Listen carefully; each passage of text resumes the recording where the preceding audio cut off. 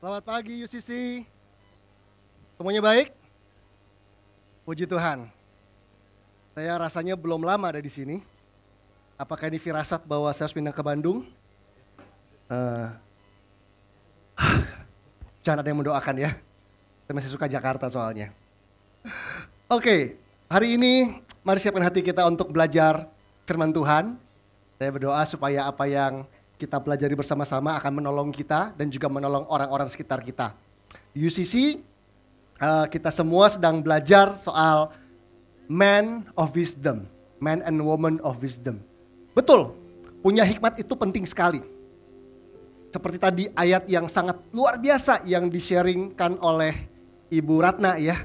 Amsal 14 ayat yang pertama dikatakan tadi apa? Perempuan yang bijak membangun rumahnya, tetapi yang bodoh meruntuhkan dengan tangannya sendiri. Kita sering salahin orang. Gara-gara dia gue begini. Gara-gara gue ditipu sama dia gue jadi begini. Tetapi setelah kita pelajari kita akan sadar bahwa yang bikin kita hancur bukan sikap orang lain.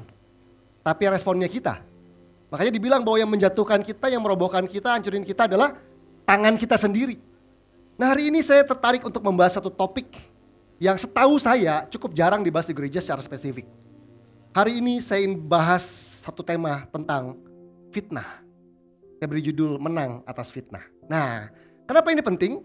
Karena mengatasi fitnah ini perlu wisdom ya gak?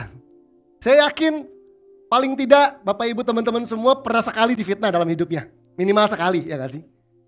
Kalau sampai gak ada yang pernah difitnah tuh kayaknya Anda gak pernah kemana-mana deh kayaknya deh.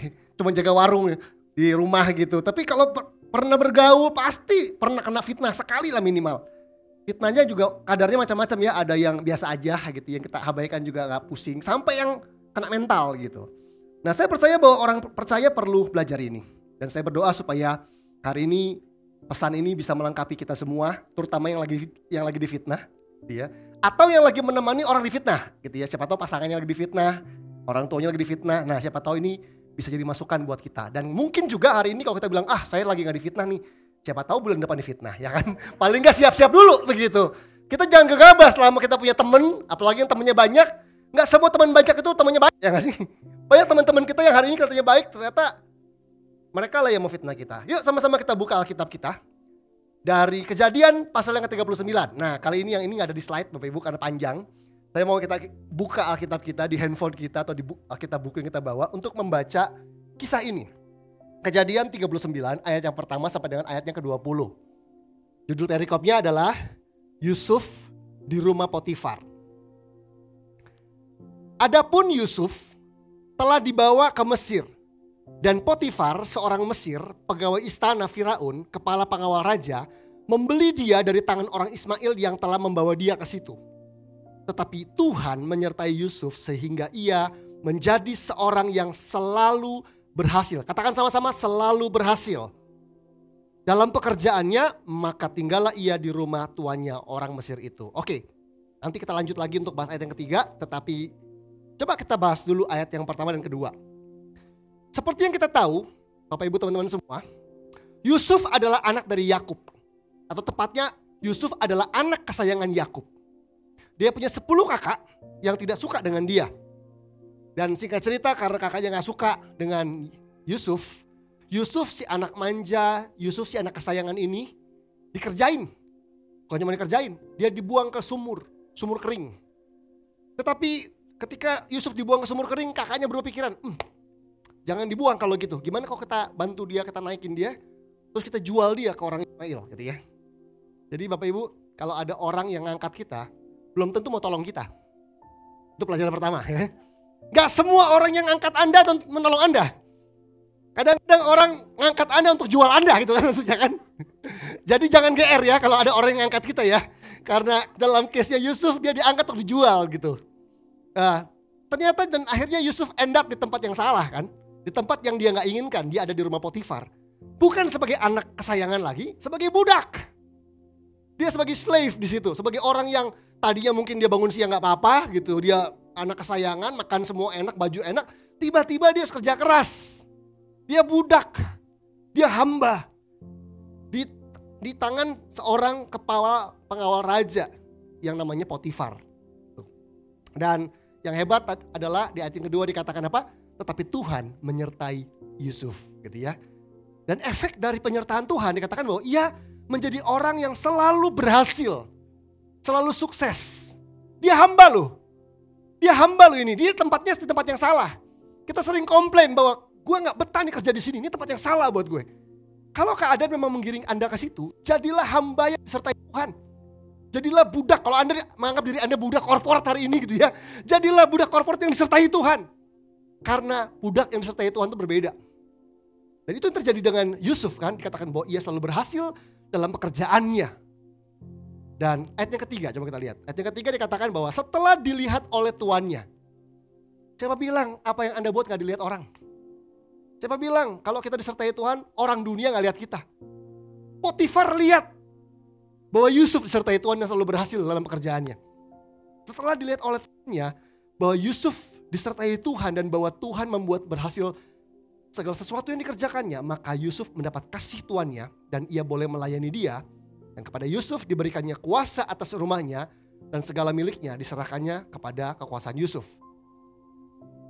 Sejak ia memberikan kuasa dalam rumahnya dan atas segala miliknya kepada Yusuf, Tuhan memberkati rumah orang Mesir itu karena Yusuf.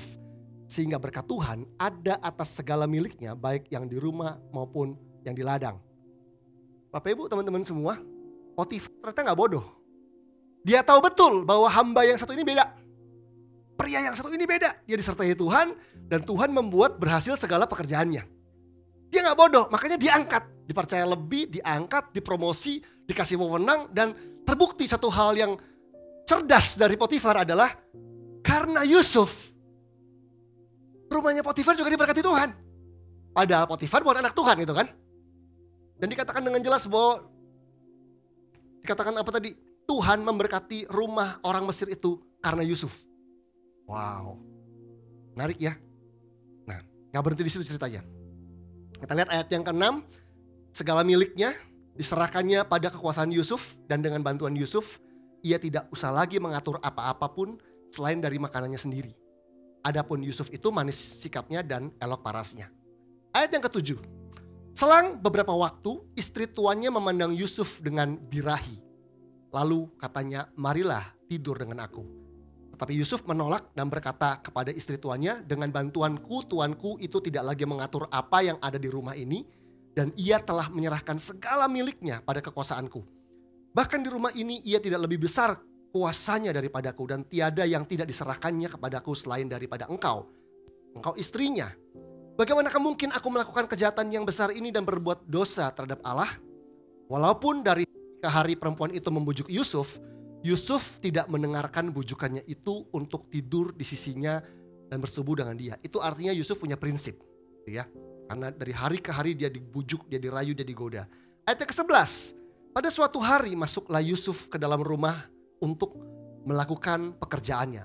Sedang dari seisi rumah itu seorang pun tidak ada di rumah. Artinya tidak ada saksi, tidak ada CCTV. Kalau zaman sekarang gitu ya. Jadi gak ada siapapun.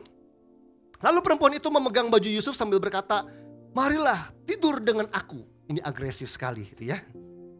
Tetapi Yusuf meninggalkan bajunya di tangan perempuan itu dan lari keluar. Jangan tanya kenapa, saya juga gak ngerti. Kenapa sampai ada baju itu dilepas begitu ya. Tapi intinya di ayat 13, ketika dilihat perempuan itu bahwa Yusuf meninggalkan bajunya dalam tangannya dan ia telah lari keluar, dipanggilnyalah seisi rumah itu. Nah, cari saksi kan gitu ya. Lalu katanya kepada mereka, lihat dibawanya kemari seorang Ibrani supaya orang ini dapat mempermainkan kita. Orang ini mendekati aku untuk tidur dengan aku. Halo? Benar begitu ceritanya? Enggak, yang rayu siapa? Tiba-tiba diceritakan sebuah narasi yang berbeda. Dan hari itu tadi gak ada saksi dan kali ini di-create sebuah saksi. Nih, gitu. Ada sebuah cerita bahwa aku ingin dipermainkan oleh orang ini, oleh Yusuf. Tetapi aku berteriak-teriak dengan suara keras. Dan ketika didengarnya bahwa aku berteriak-teriak sekeras-kerasnya, ditanggalkannya lah bajunya padaku lalu ia lari keluar. Juga ditaruhnya baju Yusuf itu di sisinya sampai tuan rumah pulang. Perkataan itu jugalah, jadi perkataan yang bohong tadi, perkataan yang fitnah tadi, itulah juga yang diceritakan perempuan itu kepada Potifar suaminya. Katanya, hamba orang Ibrani yang kau bawa kemari itu datang kepadaku untuk mempermainkan aku. Tetapi ketika aku berteriak-teriak sekeras-kerasnya, ditanggalkannya lah bajunya padaku, lalu ia lari keluar. Ayat 19. Baru saja didengar oleh tuannya perkataan yang diceritakan istrinya kepadanya. Jadi baru aja didengar berita yang salah tadi atau fitnahan yang salah tadi. Begini-begitulah aku diperlakukan oleh hambamu, maka bangkitlah amarahnya. Oh, ternyata fitnah tuh bisa mainin emosi orang. Dari nggak marah jadi marah kan gitu. Dan lalu Yusuf ditangkap oleh tuannya dan dimasukkan ke dalam penjara, tempat tahanan-tahanan raja dikurung. Demikianlah Yusuf dipenjarakan di sana. Bapak Ibu, teman-teman semua, sadarkah kita bahwa fitnah adalah bagian dari perjalanan hidup kita? Sebagai manusia, bahkan sebagai orang percaya, orang Kristen, fitnah adalah bagian dari perjalanan hidup kita loh. Bahwa begini, sebaik-baiknya kita, setulus-tulusnya kita dalam pekerjaan, selempeng-lempengnya kita di dalam keluarga, suka bantu orang dan sebagainya, akan ada aja orang yang gak suka sama kita. Akan selalu ada aja orang yang iri sama kita. Padahal kita gak pernah jahatin orang. Yang ngangguk biasanya ngalamin tuh gitu ya. Gue udah baik-baik, gak pernah ngapain, selalu nolong orang. Bisa-bisanya orang yang nolong gue, tolong malah fitnah gue. Ya begitulah gitu. Akan ada orang-orang kayak begitu yang gak suka sama kita, yang iri sama kita, yang mau ngatur hidup kita, dan kalau kita gak mau diatur sama dia, dia marah. Padahal aturannya hidup sendiri, ngapain hidup orang gitu kan. Nah kayak istri Potifar, dia ingin atur hidupnya Yusuf ketika dia gak dapet apa yang dia mau. Digunakan fitnah untuk menghancurkan orang yang gak mau diatur, atau dia gak dapet sesuatu dari orang itu. Nah, intinya fitnah adalah bagian dari perjalanan hidup kita. Dan kita harus siap menghadapinya, kapanpun itu muncul. Dan karena kita bahwa bicara soal fitnah, fitnah adalah ini. Fitnah itu apa sih? Perkataan tentang seseorang yang disampaikan kepada orang lain yang tidak sesuai sama fakta. Jadi kalau pendapat pribadi itu bukan fitnah. Kayaknya orangnya gak bener deh. Itu kalau ngomong sama diri sendiri itu bukan fitnah. Tapi begitu disampaikan sama orang lain, nah itulah fitnah. Sebuah perkataan yang tidak sesuai fakta yang kita sampaikan ke orang lain. Atau fitnah adalah juga perkataan yang diceritakan pada orang lain untuk tujuan menjelekan, merusak nama baik, dan juga menjatuhkan. Jadi singkatnya Bapak Ibu yang terkasih Tuhan, gak ada fitnah yang membangun, itu gak ada. Gini bro, gue fitnah lu ya supaya lu lebih bertumbuh, gak ada gitu ya. Fitnah itu tujuannya gak ada yang membangun, fitnah itu selalu tujuannya menjatuhkan. Untuk merusak, untuk menjatuhkan, untuk mengalahkan, untuk mencelakakan, untuk merusak reputasi. Dan coba jujur buat semua yang pernah difitnah. Gak enak kan difitnah, bener gak? Gak enak difitnah. Dan gak mudah juga menghadapinya kadang-kadang. Nah, fitnah itu punya sifat merusak. Apa aja yang dirusak? Banyak hal. Pertemanan bisa rusak. Berteman udah 20-an tahun yang kita bilang kan lu harusnya tahu gua dong. Kita sering ngomong gitu ya kalau sama temen yang udah dekat banget ya. Kita kan temen dari sekolah dekat banget, bestie banget. Tapi gara-gara fitnah temenan yang udah puluhan tahun tuh bisa rusak loh. Pernikahan juga bisa rusak karena fitnah. Dari sahabat yang fitnah, istri lu kayaknya gini-gini deh, atau oh gua tahu dulu suami lu waktu zaman dulu dan sebagainya. Pernikahan rusak, keluarga bisa rusak karena fitnah. Hubungan dengan ipar, hubungan dengan mertua dan sebagainya. Bisnis bisa rusak, bisa hancur karena fitnah. Pelayanan juga sama. Kesehatan juga sama. Bisa kena mental. Ada orang-orang yang karena menghadapi fitnah dan tidak tahu bagaimana menghandle fitnah, sampai dia mengalami depresi. Sampai dia mengalami kehilangan semangat hidup. Hidup dalam ketakutan. Hidup dalam kepahitan yang gak pernah pulih dan sebagainya. Nah, fitnah cuma punya satu tujuan, yaitu untuk menjatuhkan, untuk merusak. Itu aja tujuannya. Dan iblis ingin pakai fitnah untuk menjauhkan kita dan menjatuhkan kita. Jadi di balik semua fitnah yang kita dengar, yang kita terima, di baliknya tuh ada aktor intelektualnya adalah si iblis. Melalui fitnah yang dilontarkan ke hidup kita melalui orang-orang yang kita kenal, tujuannya ya ini, untuk menjauhkan kita supaya kalau kita dijauhkan bisa dijatuhkan. Dan iblis tahu banget, kalau kita bisa dijauhkan dari Tuhan, dijauhkan dari komunitas, maka dia bisa menjatuhkan kita. Makanya kalau kita hari ini difitnah, harus ngerti strategi ini. Oke, iblis maunya waktu gue difitnah, gue dijauhkan dari Tuhan, dijauhkan dari komunitas. Justru jangan menjauhkan, supaya gak kena jebak gitu. Karena tujuannya adalah menjauhkan kita supaya bisa menjatuhkan kita. Selama iblis gak bisa menjauhkan kita dari Tuhan dan gak bisa menjauhkan kita dari komunitas, maka kita akan bisa mendapatkan proteksi atau perlindungan di tengah-tengah semua pergumulan kita. Nah, berikutnya siapa aja sih orang yang bisa memfitnah kita? Oh banyak. Orang yang bisa memfitnah kita dari orang yang terdekat sama kita. Yang terdekat sama kita, mau istri kita bisa. Ada orang yang pernah difitnah sama istrinya. Ada orang yang difitnah sama suaminya. Istri saya lagi menangani kasus di mana ada satu istri itu digugat cerai sama suaminya karena suaminya selingkuh. Suaminya punya wanita idaman lain. Supaya bisa menceraikan istrinya, dia fitnah istrinya. Dibilang istrinya itulah itu, istrinya bisa kepahitan kan karena lah gue gak pernah buat apa-apa yang dituduhkan. Supaya berhasil diceraikan perlu difitnah dulu. Bayangkan, pasangan aja bisa menfitnah kita. Ada orang yang pernah fitnah orang tuanya, pernah fitnah adiknya sendiri, kakaknya sendiri dan sebagainya.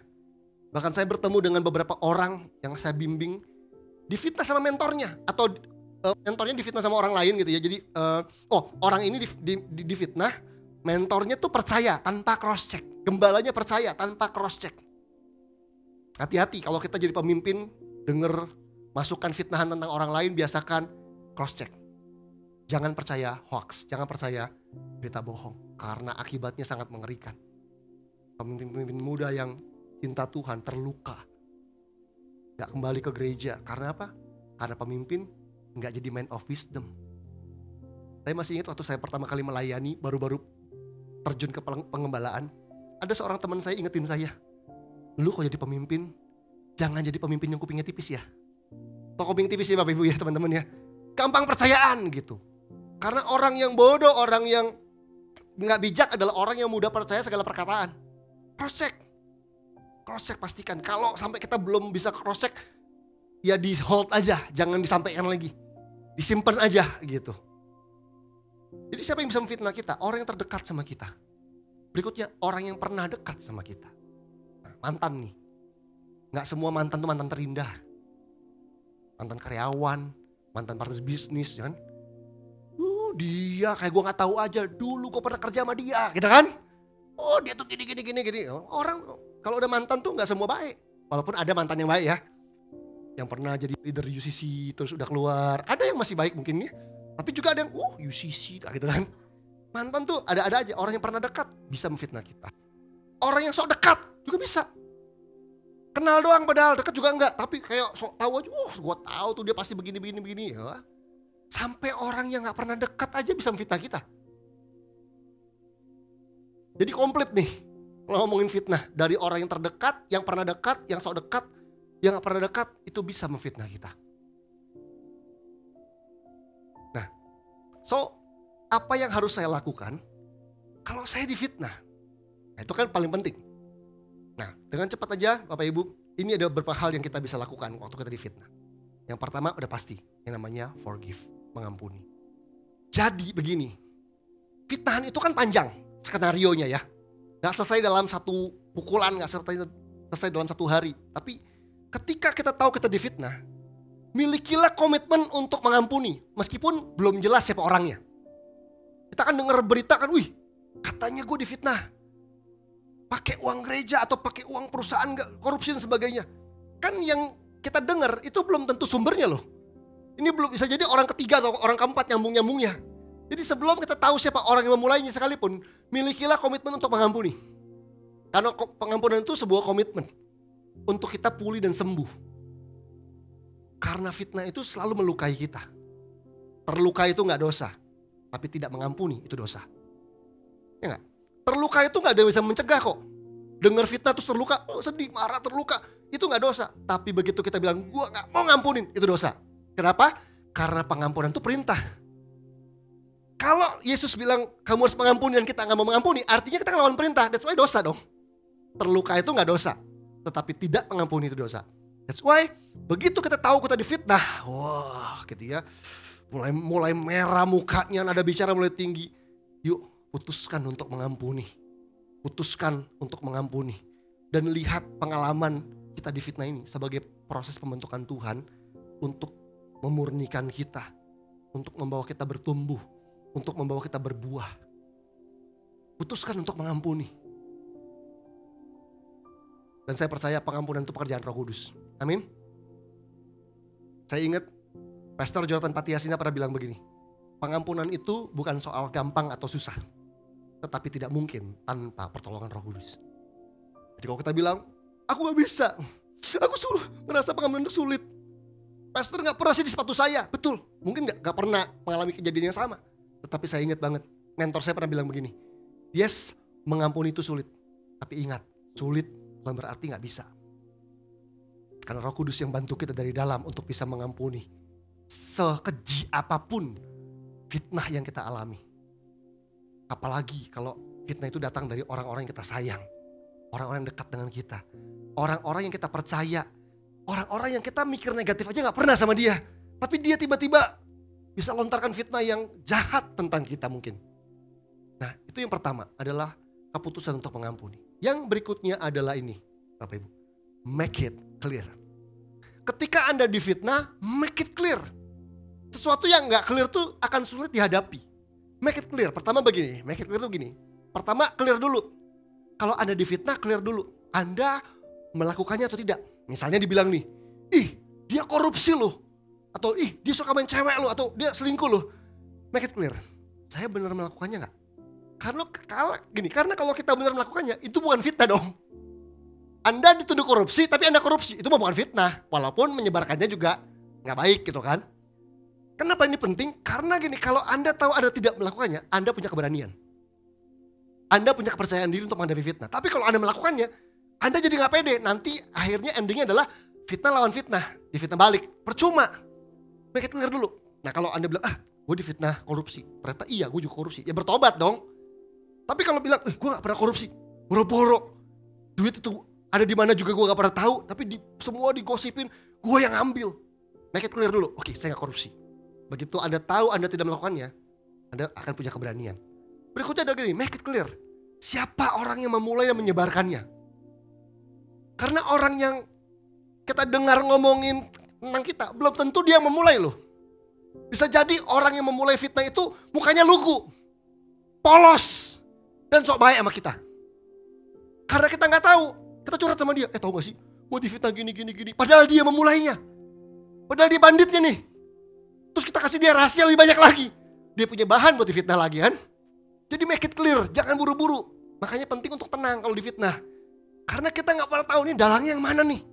Jangan sampai salah curhat gitu ya. Karena belum tentu yang memulai fitnah itu yang mukanya paling jahat. Yang mukanya dengki kayak aktor-aktor FTV. Enggak, belum tentu. Bisa jadi yang memulai itu yang mukanya paling lempeng, paling baik, paling santun kelihatannya. Tapi dia yang paling iri sama kita. Dia yang paling dengki sama kita. Makanya make it clear. Berdoa, minta hikmat Tuhan. Pelan-pelan amatin, cari tahu dan sebagainya untuk tahu. Oh, ternyata yang ini nih yang memulai fitnah dari orang ini, gitu ya. Make it clear. Karena kalau kita clear, kita jadi nggak bingung, jadi nggak ragu-ragu, jadi takut. Tapi kalau nggak clear, jadi bingung. Makanya kalau difitnah, jangan begitu denger cerita langsung siapa yang bilang, gua labrak. Nah, gitu kan? Kita suka punya metode labrak-labrakan itu, yang belum tentu bermanfaat. Makanya dibilang tadi, kita seringkali merubuhkan apa yang kita bangun dengan tangan kita sendiri. Karena kita main labrak-labrakan. Case-nya belum jelas main dilabrak. Nah, karena itu make it clear. Yang ketiga adalah pray for wisdom.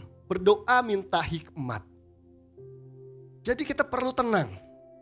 Kalau kita difitnah perlu tenang. Walaupun tenang itu juga susah sebenarnya kalau lagi difitnah kan. Jangan terpancing. Supaya kita jangan salah bereaksi. Kenapa? Karena biasanya orang yang memusuhi kita, orang yang dengki sama kita, itu paling nunggu kita punya respon salah, ya gak sih? Paling nunggu nih. Makin kita berulah, makin kita salah ngomong, makin dapat bahan dia. Dia akan kipasin lagi sampai nanti satu ruangan, satu departemen sampai yakin bahwa kayaknya bener deh. Mungkin awal-awalnya orang yang dengar fitnah mungkin gak percaya nih. Tapi karena kita salah bereaksi yang berlebihan, orang jadi mikir, kayaknya bener, jangan-jangan kok sampai begini sih reaksinya. Nah, makanya kalau kita tenang, itu akan membuat kita bisa menguasai diri dan jadi punya hikmat, jadi punya wisdom. Jangan sampai kata-kata provokasi malah berulah, salah bereaksi, kelemahan kita makin terekspos dan orang jadi salah tafsir akan sikapnya kita, tindakan kita dan sebagainya. Nah, berdoalah minta hikmat Bapak Ibu yang dikasih Tuhan. Karena apa? Karena gak semua fitnahan itu perlu dijawab. Nah, yang keempat adalah ini. Ini poin yang keempat atau yang terakhir untuk gimana kita bisa menyikapi fitnah. Make wise decisions. Ada kalanya kita perlu explanation. Ada kalanya kita perlu memberikan penjelasan. Tapi ada kalanya kita cuma perlu endurance, bertahan aja. Abaikan aja. Karena ada orang-orang yang emang gak suka sama Anda, dijelasin pun percuma. Dia akan terus pelintir perkataanmu. Tapi ada orang-orang yang mengasihi kita yang butuh klarifikasi. Jelaskan sama mereka. Karena percuma menjelaskan sama orang-orang tertentu. Nah, Bapak Ibu coba bayangkan. Dalam case-nya Yusuf adalah orang yang hari itu, kalau menurut catatan Alkitab, orang yang tidak berdaya memberi penjelasan. Betul gak? Gak berdaya tuh. Begitu Potifar dengar dari istrinya, begini begitu, dia langsung marah. Gak pakai klarifikasi, gak pakai cek, dia termakan fitnah, langsung Yusuf dibuang. Yusuf gak berdaya untuk membuat pembelaan diri, penjelasan dan sebagainya. Dia dibuang. Ada kondisi seperti Yusuf ini. Tapi ada kondisi seperti Rasul Paulus. Coba lihat ayatnya. Ketika dia ada di hadapan Raja Agripa, dia bilang apa? Ya Raja Agripa, aku merasa berbahagia karena pada hari ini aku diperkenankan untuk memberi pertanggungan jawab di hadapanmu terhadap segala tuduhan, segala fitnahan, gitu kan? Yang diajukan orang-orang Yahudi terhadap diriku. Jadi jangan jadi orang Kristen yang kebablasan rohani, tanda kutip, sampai semua fitnah udah biarin aja. Ada case-nya di mana kita hanya perlu bertahan dan gak perlu jawab. Tapi ada saatnya kita harus seperti Paulus, kita harus kasih jawaban, beri penjelasan. Jadi kita perlu hikmat. Gak semua fitnahan perlu dijawab dan tidak semua fitnahan perlu diabaikan. Harus tahu tuh mana yang perlu dijawab, mana yang enggak. Mana yang memerlukan penjelasan, mana yang enggak. Yang kasihan dari Yusuf kan begini kan. Coba Bapak Ibu bayangkan ya. Yusuf tanpa ada CCTV, tanpa ada saksi, tahu-tahu istri Potifar teriak-teriak dan bilang orang ini mau tidur dengan aku, memperkosa aku dan sebagainya. Kebayang gak orang di sekitar yang ngumpul hari itu mikirnya gimana? Ya gue pikir dia anak baik-baik gitu kan. Gue pikir dia anak muda yang lempeng hidupnya. Nyata anak muda gak tahu diri. Ternyata mesum juga nih anak. Kalau pakai bahasa anak sekarang, penjahat kelamin nih anak gitu kan. Gitu. Itu mungkin orang-orang itu mikirnya begitu loh. Dan bayangkan kalau kita ikutin ceritanya Bapak Ibu ya. Itu sampai Yusuf jadi Perdana Menteri pun, jadi orang nomor 2 di Mesir. Yusuf gak pernah punya kesempatan untuk mengklarifikasi loh. Jadi waktu dia diangkat jangan-jangan mikir gini, ya yang jadi leader mantan pemerkosa nih kayaknya gitu kan. Jangan-jangan masih melekat loh di benak orang-orang tertentu yang mikir kayak begitu. Tapi poin yang kelima, kalau Anda difitnah, gak semua fitnah perlu penjelasan, tapi live your life. Lanjutkan hidupmu. Anda tidak selalu perlu menjelaskan pada orang lain, Anda tidak harus selalu perlu mengubah pemikiran orang tentang Anda. Karena gak semua orang ingin ubah pola pikirnya tentang Anda. Ketika itu gak terjadi, ya udah, hadapi. Tapi ada saatnya di mana kita perlu memberi penjelasan kan, seperti Paulus tadi. Bahkan Petrus ngajarin begini nih, ini Petrus nih. Jadi kalau Bapak Ibu nanti punya kesempatan untuk memberi penjelasan waktu difitnah, ini panduannya. Tetapi kuduskanlah Kristus di dalam hatimu sebagai Tuhan. Nah itu dulu tuh. Sebelum mulai ngejawab, Kuduskan Kristus di hatimu sebagai Tuhan. Pastikan dia tuh spesial. Pastikan dia benar-benar memerintah di hati kita. Dan siap sedialah pada segala waktu untuk memberi pertanggungan jawab kepada tiap-tiap orang yang meminta pertanggungan jawab dari kamu tentang pengharapan yang ada padamu. Tetapi haruslah dengan lemah lembut dan hormat. Jadi kalau harus Anda memberikan pertanggungjawaban soal fitnahan, tuduhan yang dilontarkan pada Anda soal apapun, soal relationship, soal uang, soal apapun. Lakukan itu dengan baik, sedialah dalam segala waktu. Dan haruslah dengan lemah lembut dan hormat. Bukan dengan marah-marah, terpancing emosi, atau membalas fitnah dengan fitnah. Nah, ini dia. Ketika Anda tadi merasa tidak harus menjelaskan sama semua orang, tidak harus mengubah pola pikir orang tentang Anda ketika ada di fitnah, lanjutkan hidup Anda. Dan firman Tuhan bilang begini, milikilah cara hidup yang baik di tengah-tengah bangsa-bangsa bukan Yahudi. Milikilah cara hidup yang baik di tengah-tengah orang yang kenal Tuhan katanya. Supaya apabila mereka memfitnah kamu katanya, sebagai orang durjana, mereka dapat melihatnya dari perbuatanmu yang baik. Kamu difitnah sebagai orang durjana tapi kok hidupmu baik, gak cocok kan? Gitu. Jadi gak usah dilawan dengan fitnah lagi. Tapi ini yang penting, miliki cara hidup yang baik, lanjutkan hidup Anda. Hiduplah luar biasa supaya fitnahan yang dilemparkan kepada Anda tidak terbukti. Izinkan waktu, izinkan Tuhan menjadi pembela kita. Tapi yang paling awal adalah make it clear Anda tidak melakukannya. Ya, itu dulu. Jangan bilang biar Tuhan bela aku. Lu korupsi gak? Iya, ya jangan dong gitu. Lu bertobat gitu. Tapi kalau Anda gak buat, jangan takut, jangan khawatir. Anda punya keberanian nanti. Nah, ini dia. Bicara soal fitnah, Bapak Ibu yang dikasih Tuhan, teman-teman semua. Fitnah itu selalu ngelibatin 3 pihak. Dan 3-tiganya tuh semua dirugikan. Kalau kita dalam sebuah case fitnah, pasti 3 pihak ini ada. 1, ada pihak yang memfitnah. Ya gak sih? Ini pelaku nih. Orang yang jadi pelaku, yang dengki, yang iri, yang gak suka, nah memfitnah. Siapa aja bisa jadi pemfitnah. Mau jadi hamba Tuhan juga sama aja. Dan selalu ada orang yang difitnah, korbannya. Pihak yang kedua. Pihak yang ketiga selalu ada orang yang di tengah yang denger fitnahan gitu kan. Karena pelaku butuh temen nih. Butuh masa nih. Butuh orang yang gak ngerti apa-apa yang lu tahu gak sih kalau dia. Nah perlu nih orang yang pihak yang satu ini nih. Pihak yang mendengar fitnah. Dalam case-nya Yusuf, Potifar, istri Potifar adalah pelakunya, pemfitnah. Betul ya?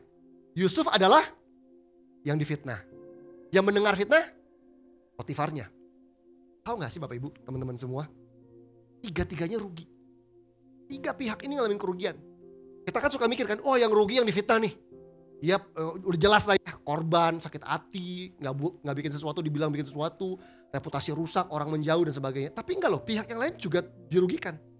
Pihak yang pertama, pihak yang memfitnah, melakukan fitnah nih. Kalau ini anak Tuhan apalagi nih ya. Kalau dia anak Tuhan nih begini, coba baca ayat ini Bapak Ibu yang.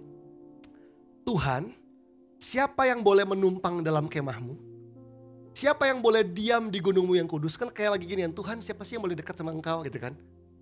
Yaitu dia yang berlaku tidak bercelah, yang melakukan apa yang adil, dan yang mengatakan kebenaran dengan segenap hatinya, yang tidak menyebarkan fitnah dengan lidahnya, yang tidak berbuat jahat terhadap temannya, ya karena fitnah biasanya berbuat jahat teman-temannya gitu ya, yang tidak menimpakan celah kepada tetangganya. Jadi di sini jelas dong bahwa orang yang suka memfitnah nggak bisa dekat sama Tuhan harusnya. Kalau hatinya dengki mana bisa intim dengan Tuhan sih? Dia rajin pelayanan ke gereja. Jadi rugi nggak? Rugi kalau jadi anak Tuhan, jadi orang percaya tapi suka fitnah. Dibilang bahwa nggak bisa mendekat dengan Tuhan karena hatinya kotor. Nah, lalu kalau bicara soal yang korban ya udah pasti. Nah, izinkan saya menjelaskan pihak yang ketiga, orang yang dengar fitnah. Ini juga rugi loh. Oke. Di ayat yang kita baca tadi dijelaskan bahwa apa? Rumah Potifar atau rumah orang Mesir itu diberkati Tuhan karena siapa? Karena Yusuf. Jelas ya? Karena Yusuf disertai Tuhan, Tuhan membuat berhasil segala yang dikerjakannya. Dan ketika Potifar lihat itu, dipercaya banyak hal di rumah Potifar. Alkitab bilang dengan jelas, rumah orang Mesir itu diberkati Tuhan karena Yusuf. Dan Yusuf difitnah sama istrinya. Dan Potifar kebulu percaya tanpa klarifikasi. Yusuf yang tadinya membuat rumah ini diberkati, Yusuf dikeluarkan dari rumah, dipindahkan ke penjara. Coba menurut Anda, kira-kira berkat Tuhan ada di rumah Potifar seperti sebelumnya enggak? Tadi dikatakan apa? Rumah Potifar dan isi rumahnya diberkati Tuhan karena Yusuf. Ini penyebabnya nih. Tapi karena fitnah penyebabnya pergiin. Kira-kira rumahnya masih diberkati seperti sebelumnya enggak? Enggak. Karena rumah ini diberkati Tuhan karena Yusuf. Begitu Yusuf ya dibuang, berkatnya juga pergi. Gak lagi ada di rumah Potifar. Rugi gak? Itu loh, orang yang percaya fitnah. Jangan-jangan harusnya kita pihak yang gak tahu apa-apa. Orang-orang tertentu mau dipakai jadi berkat buat kita sama Tuhan. Tapi karena kita percaya fitnah, jangan bisnis sama dia. Jangan dekat sama dia. Oh iya deh, gue akhirnya mundur aja, cut aja deh. Karena percaya fitnah gak di cross check, akhirnya orang yang tadinya harus jadi berkat buat kita, harusnya kita pinggirkan tanpa klarifikasi.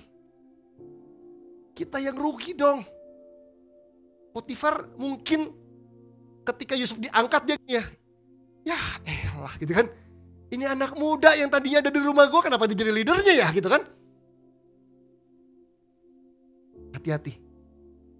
Hati-hati, even kita bukannya menjadi pemfitnahnya pun hati-hati kalau kita mendengar fitnah.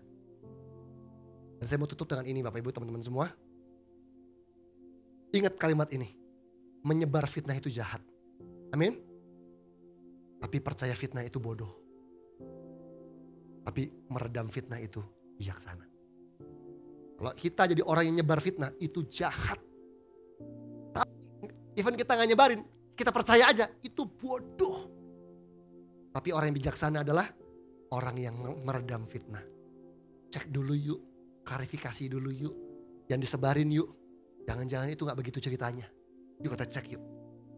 Karena dengan meredam fitnah kita ingin membantu orang-orang tertentu. Supaya orang tertentu dapat memberikan atau mendapat ruang untuk memberikan jawaban dan klarifikasi. Supaya akhirnya hidupnya gak hancur karena fitnahan yang gak benar. Pada akhirnya, Bapak Ibu teman-teman semua, iblis ingin pakai fitnah untuk jatuhin kita. Iblis ingin pakai fitnah untuk jatuhin orang-orang sekitar kita. So, gimana sikap kita? Gimana sikap kita? Saya berdoa kalau ada di antara teman-teman di sini yang hari-hari ini sedang membantu orang-orang sekitarnya ngadepin fitnah. Saya berdoa supaya hikmat Tuhan juga mengalir ke hidup Anda. Supaya entah itu orang tua, sahabat, anak rohani, sepupu atau siapa yang lagi difitnah, Anda bisa tolong dengan tenang untuk bisa melewati setiap pergumulan mereka. Yuk, saya ajak kita semua untuk berdiri sama-sama.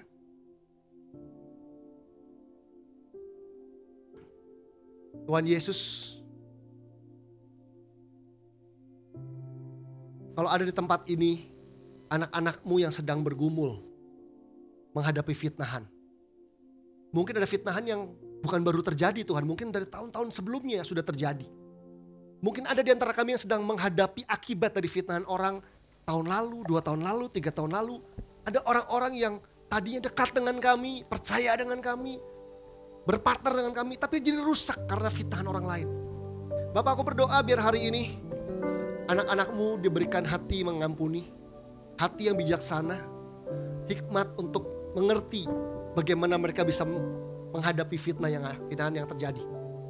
Kalaupun ada penjelasan yang perlu diberikan, biar teman-teman di tempat ini boleh mengambil langkah untuk bertemu, untuk menjelaskan dengan baik, dengan lemah lembut dan hormat, supaya apa yang tadinya gak clear, jadi clear.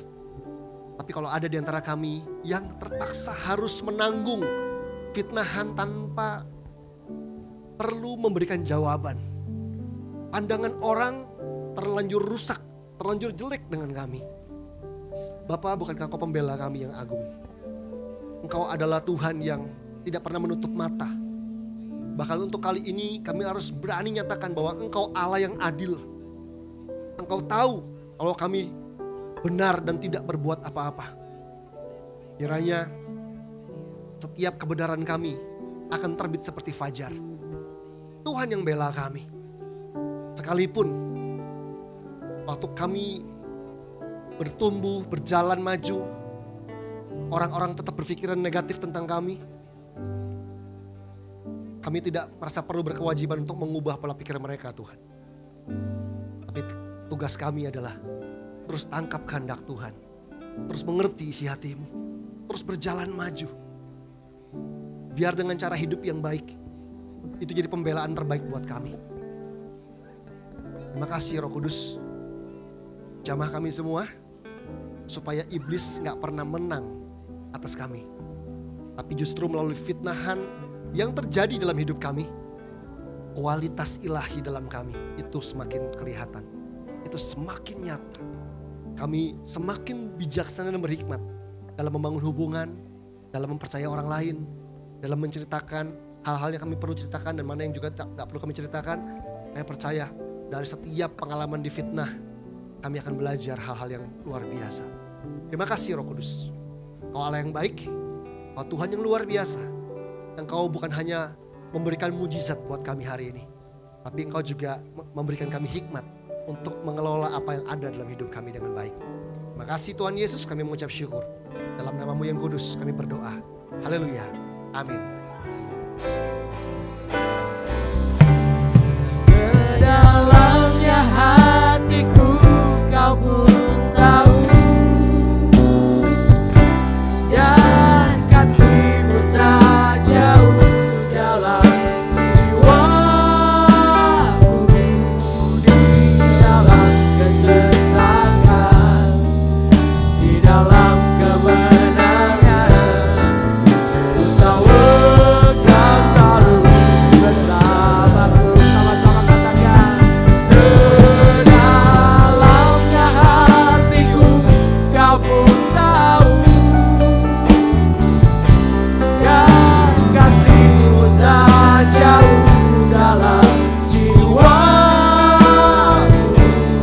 Di dalam kesesakan, dalam kemenangan sekalipun Tuhan, ku tahu Kau selalu bersamaku. Mari katakan sekali lagi, angkat tanganmu bersama-sama. Oh, sedalamnya hatiku Kau pun tahu, dan kasih-Mu tak jauh dalam jiwaku. Di dalam kesesakan, di dalam kemenangan, ku tahu Engkau selalu bersamaku. Ku tahu Engkau selalu, ku tahu Engkau selalu bersamaku. Ku tahu Engkau selalu bersamaku. Yang kami tahu Tuhan, Engkau tidak pernah melepaskan kami. Yang kami tahu, tangan kanan-Mu sendiri yang memegang hidup kami. Yang kami tahu, Engkau mau mati buat kami Tuhan. Terima kasih Bapa, terima kasih. Hanya di dalam nama Tuhan Yesus Kristus kami mengucap syukur dan berdoa. Sama-sama katakan,